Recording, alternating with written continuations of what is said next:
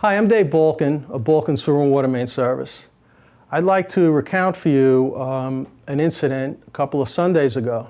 The residents of Big Six Towers were without water over an entire weekend. The number of residents was in excess of 400. We didn't receive the call for service till about 9:30 on a Sunday morning, and we'd like to share with you how we responded to such an emergency.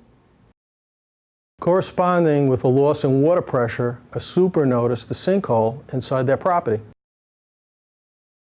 Once various city departments were called to the scene, they closed the water valve servicing the entire building to stop the leak. Balkan received a call at 9:30. By 11 o'clock in the morning that same day, we were on the scene working. We exposed the break in the line, pumped down the water. We removed the broken section of pipe. Because the break was next to a foundation wall, we had to use jackhammers to make room for the new installation. This was very time-consuming because the work area was very awkward and constricted. Our expert crews installed new pipe and a brand new operating valve as well.